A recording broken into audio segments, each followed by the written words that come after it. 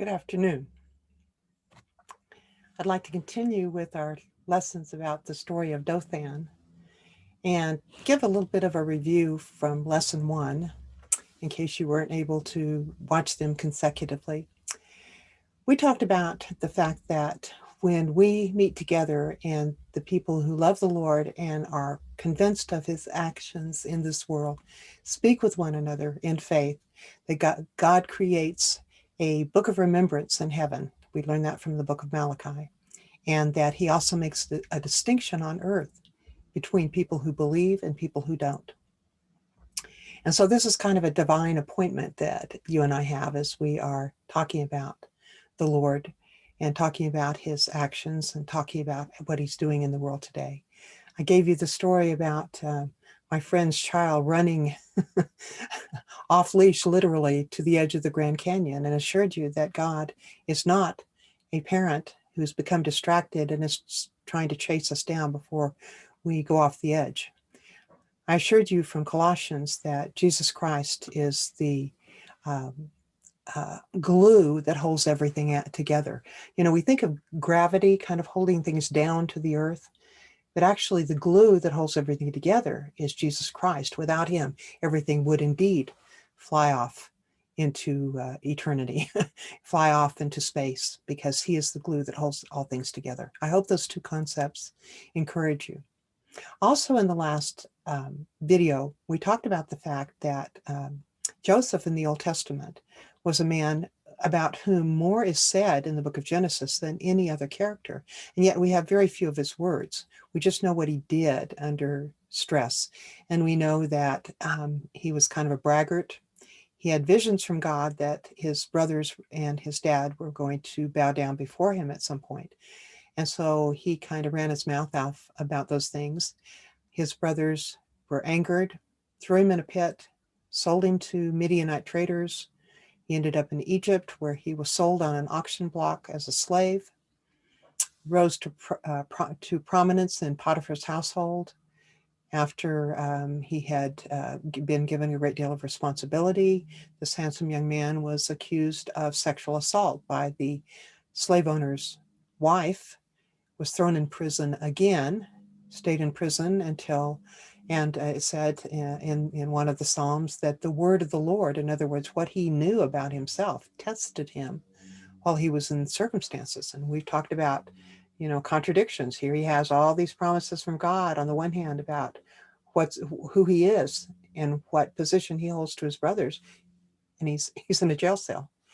After 2 years, he who has interpreted dreams accurately for the king's butler is called on. He goes into the king, the Pharaoh. He interprets that man's dreams and gives him a solution to the problem of the oncoming famine, and in the process is able to bring his family over from the Near East to Egypt to be saved from starvation, and has such confidence that he asks his brothers to make sure that his body is preserved and that he is able to return to his homeland eventually. Then we told the story about another man, Elisha, in the Old Testament. And Elisha was a prophet, and he had a sense of things. He was able to tell when the enemies of Israel were about to attack them and get them out of trouble. And so the king of Aram, one of the enemies of the state of Israel, came upon him and sneaked up on where Elisha and his servant were in a city. And they went to bed thinking everything was fine and woke up the next morning, and they were surrounded by the armies of the king of Aram. And of course, we remember that Elisha said, "Don't be afraid. Those that are with us are more than those that are with them." And I can imagine the servant's reaction. And Elisha asks the Lord, please open his eyes. And so the servant was able to see that the physical army that surrounded the city was surrounded by a greater army, which actually struck that army blind so that they could be led away, and Elisha and his servant were rescued. Well, we're going to look now at, let me see here, we're going, again, this is my my great experiment of technology where I'm going to try to get over here and share this screen with you about the lessons of Dothan. So here we go. We're in this, and we're going to play. And we read about this remarkable servant by the name of Elisha. And we were able, to generalize from these events that sometimes we don't have to be we don't need supernatural help to be sent to us. We need supernatural vision. We need to know things that we couldn't know unless God reveals them. We need to know that the same God who can open the eyes of a believer to assure him or her of his presence and help in a situation can also close the eyes of unbelievers, throw them into a state of confusion, and nullify their intentions to destroy the believer. We also learned that a place surrounded by your enemies may be the safest place on earth if God is with you and you're under his protection. So, what do these two stories have in common? Why did I tell you the story of Joseph in the Old Testament and then something that happened hundreds of years later with Elisha? The pit where Joseph was thrown,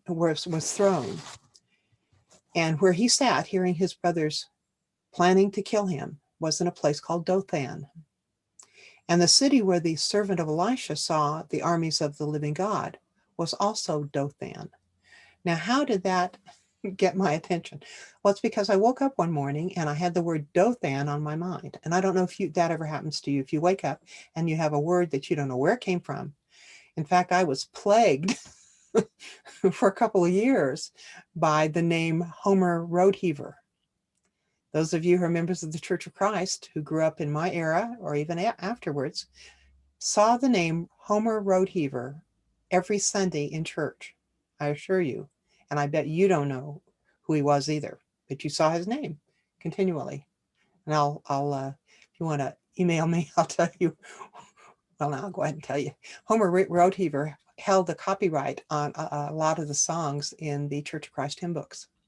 So I would see his name there, but it kind of sank into my consciousness until I kept thinking Homer Roadheaver, and there he was. Anyway, that was free. But I woke up with this name Dothan, and I had to find out what two places did these two names occur, and what did they have in common. In the Bible, physical places are imbued with meaning. For instance, when the Israelites crossed the Jordan River, they took from that temporarily dry riverbed 12 stones, and they put it in a pile on the banks of the river. For generations, children would ask about this mound of stones, and the parents would tell them, or the grandparents, or the descendants, those stones are a symbol of a miracle that happened right here, where God provided a passage across this river that you now see raging. It dried up for the children of Israel. Another example of a symbol, a place being a symbol, is in the Valley of Achor, when a man named Achan was told not to take any booty from and that's a entirely appropriate Old Testament word. He was not told to take any plunder from a certain battle. And he was told that they were devoted to the Lord, and he took these things and buried them in his tent. And the mound that was created there was a mound of bodies, where the people that were destroyed because they'd lied about that were punished. And now the word Achor means the valley of trouble, a reminder of dead bodies rotting under the rocks that were a monument to their sin. Dothan was the place of the pit of Joseph, a place of sin, jealousy, covetousness, rebellion, and attempted murder. But even as the valley of Achor was later represented as a door of hope in Hosea 2:15, so God also converted this pit of hopelessness in Dothan into a place of hope for the servant of Elisha. Just as the valley of Achor in Isaiah 65:10 was transformed into a resting place for herds and a place of provision for the people of God, So the pit of Dothan was also the site of provision and new sight for those whom God wanted to protect, who he wanted to protect just as he long ago protected Joseph. Okay, we're not doing this right. Okay. Listen to me, says the Lord in Isaiah 51:1. You who pursue righteousness and who seek the Lord, look to the rock from which you were hewn and the hole of the pit where you were dug, from which you were dug. Just as the dry cistern of Joseph's imprisonment was the doorway through which he walked into a way to save an entire nation, so we can look at the pits and holes of our lives as doorways. If the pit looks like a grave, there's always the promise of resurrection, new life, new hope. People can plot against you and you deliberately try to destroy your possessions, your family, your reputation, even your life. But the God of Joseph's pit has a plan and a purpose if you're wholeheartedly faithful to him. They can surround you so that you see no way of escape, and God can strike them with blindness and confusion. In fact, as in the case of Joseph, God could take all the hurtful intentions of entire nations and use that as his instrument, not only to save you, but those you love. And because we're a called and chosen people before God, he can take the worst of circumstances, the Dothans of our life, the places that look like the death of all hope, and turn it into a doorway through which we can walk out.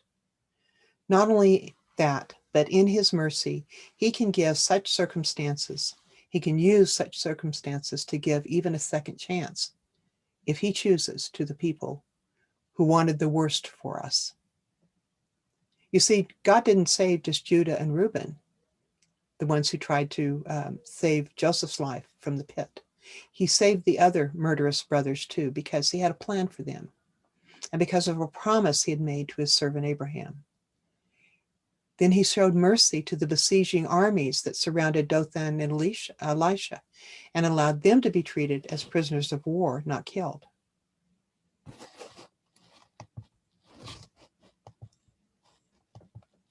The place that seems the most confining can be the place of greatest freedom, whether it's a pit in the desert or a city surrounded by armed men. What seems like utter disaster for a Christian never is. The Dothans of our life must be looked at in a certain way. First of all, they can't be assessed about how we feel about them. Panic, dismay, and despair are all human reactions that don't take into account the extraordinary power of our God, who has promised to meet all our needs and to bring good through every bad circumstance. They can't be assessed on the basis of the seen, but only on the basis of the unseen. They can't be assessed on the basis of the character of the people who oppose us, nor their strength and ability to hurt. They must be assessed on the basis of the God who has sworn to be with us and to help us.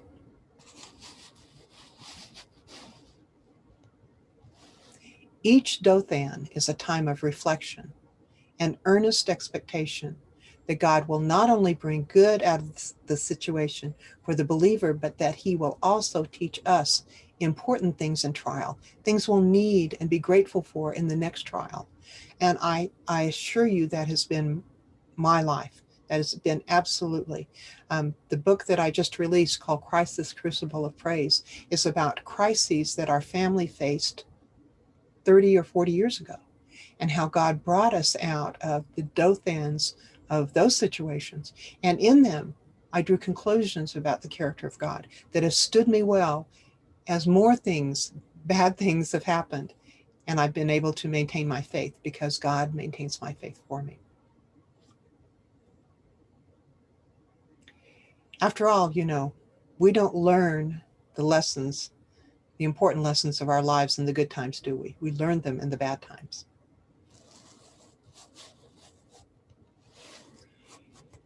This fifth one, we must abandon what many of us regard as the doctrine of coincidence. We can think, well, this just happened and just that just happened. If there is a Jesus Christ who holds all things together, who created things, then he knows all the parts. He knows hairs on everybody's head. He knows the years of your life. He knows a sparrow that falls. And so things don't happen by coincidence in your life. Develop a spiritual awareness to see what God is doing in circumstances in your life.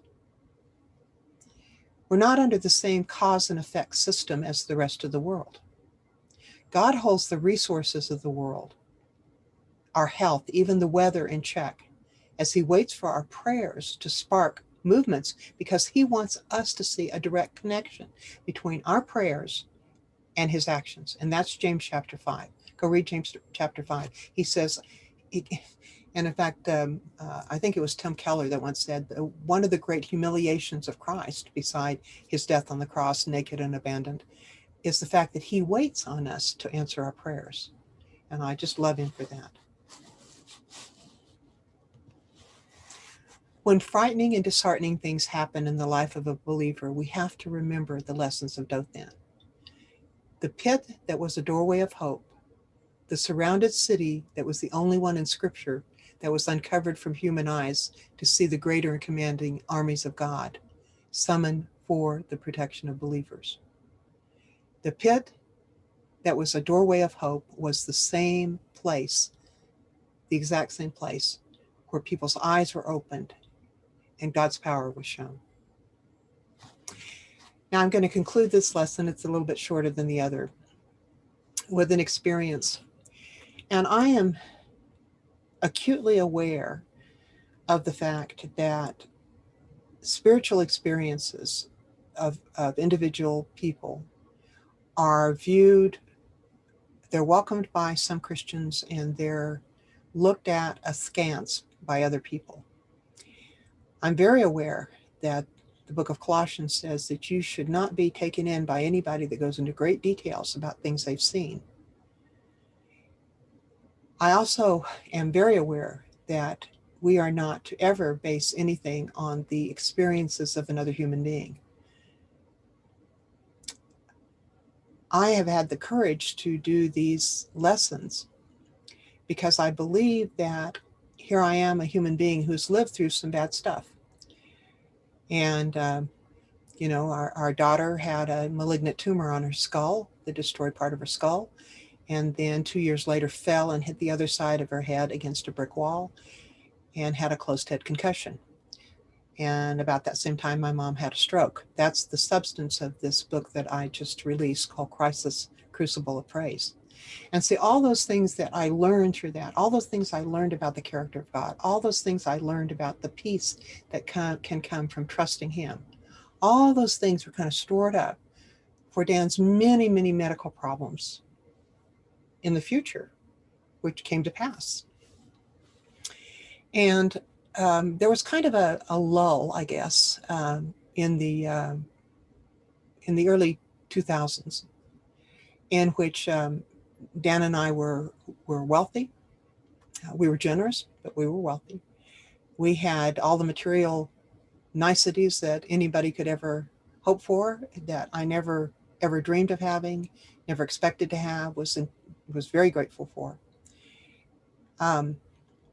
Things were going very, very well for us. And I decided to revise my book, The Mormon Mirage, which came out in 1979. And I found out that it took me 5 years to update it because the Mormon Church had changed so much. And I also had a sense of danger as I did that, because when The Mormon Mirage came out the first time, there was a bomb threat on a bookstore. I mean, this is back in the early 80s. My life was threatened. I was threatened with lawsuits and that sort of thing. So I was kind of aware of the fact that I was putting myself in the crosshairs of some normally very nice people who were very, very angry at me for things I said in the Mormon Mirage. And my elders of my church, Mountainside Church of Christ, to whom I will always be grateful, stood by me. Of course, my husband and my family stood by me, just so supportive through that sort of thing. But it was kind of a hair-raising time for me. But shortly after that book was re-released, the third edition, the updated edition, one day I was sitting in church, and Dan was a song leader. Those of you who know him know he was really a superb song leader. And let's see, I'm going to stop the share here. I realize I'm telling the story. I'm telling a story with a slide up.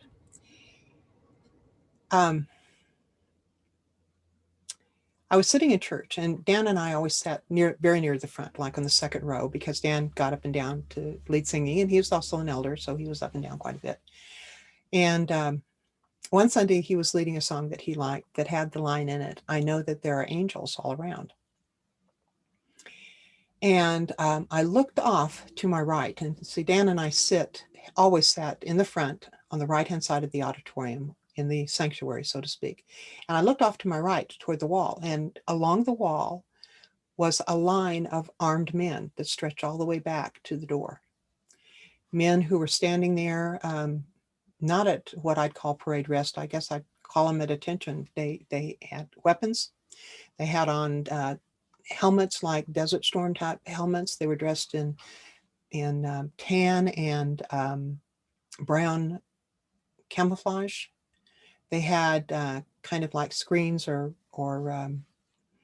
glass over their faces, kind of shields, I guess. And I was astonished because they weren't there before, and they were standing there. And I couldn't take my eyes off them for a minute. And then I looked back forward, looked around. Did anybody else see this? And no one did. And as soon as I looked back, they were gone. Well, I immediately told Dan about that. And I said, these guys meant business. They were like spring loaded, standing there. They were on the alert, so to speak. I couldn't see any facial expressions, but I could sure see the tension in their bodies and the readiness that they were standing at. Then I went to the elders and I said, I guess I'm concluding that maybe I need angelic protection, because I had to conclude those were angels. And I advise you that if you didn't listen to my lesson on angels, I did an entire video lesson about angels and did quite a study on them, which I did before this experience happened, by the way. And just went through the Bible and found every instance I could. And the reason that I'm willing to talk about this now, I guess, is because I told our elders not too long ago that when we were in the middle of this COVID thing, I said, I didn't see them there just for me. They were alongside the entire length of our church auditorium. They were there for all of us. And perhaps we're going to need extra protection. And I do think our elders have needed great wisdom and great protection through all of this. But it occurred to me yesterday, I don't know where I've been, that our political situation of Christians being silenced because they have unpopular views on things might be another reason why Christians need protection. And maybe me in particular, because Dr. Beth Robinson and I are going to come out with a book next month that talks about homosexual behavior as a sin, because the Bible says it is, about transgenderism as being unacceptable to God because it's a lie. And I know that I'm going to probably get the attention of some other people. And but I'm not afraid, because greater are those who are with us than those who are in the world. I'm grateful for that experience. I've had many spiritual experiences in my life that were of that nature. But I have to tell you, and I want to end with this, just as Elisha and Elisha's servant, more specifically, once he saw those angels, he probably felt rebuked and ashamed because he hadn't had enough faith before. I concluded that I saw these angels not because my faith was so great, but because my faith needed strengthening. It wasn't like an attaboy, Latayne, to me. It was like, you need to know something that you don't know. And so I didn't take it as a congratulations. I took it as a correction. a correction of my point of view. I share it with you, and again, with fear and trembling, because I do know how dangerous it can be to elevate yourself by talking about spiritual experiences. I've never wanted that distance between my brothers and sisters and me. I've never wanted to put distance between us by talking about these things, and that's why so few of you know about it. But I think it's important right now. I think others need to know two things. One is that in the book of Acts in chapter 2, it is said that in the last days, the young men and the young women and the other people, that men and women alike, would dream dreams and see visions. So I feel on solid spiritual ground. Second of all, these angels are entirely in concert with the way angels are portrayed in the Bible. They're not sweet little cherubs. Sometimes they're fantastic beasts. Sometimes they're flames of fire. Sometimes they are other things, but many times they're just armed men, armed soldiers who can destroy armies, who can destroy, who are sent to protect the people of God. And I tell you that story again, and as you can see, I didn't really rehearse this. I'm kind of stumbling around. Because those angels aren't here, those angels weren't there just for me. They were there for my brothers and sisters. I believe there are angels around us, that we are being protected. We don't worship those angels. We don't seek them out. It's entirely their prerogative, and the prerogative of the Lord, to whom they are made visible. So I'm not advocating seeking angels. I am saying, don't lose hope. Don't lose heart. You're in a Dothan. Things look terrible. They look like they're getting worse. They look like they're hopeless. They are not hopeless, because the invisible is greater than the visible. The invisible power of God is much greater than anything we face. I thank you. And again, I'm honored by the fact that you have given me your attention and your time. I ask for your prayers for myself and Dr. Beth Robinson. I ask for your prayers for anyone who is being visible in doing these things. Bless you.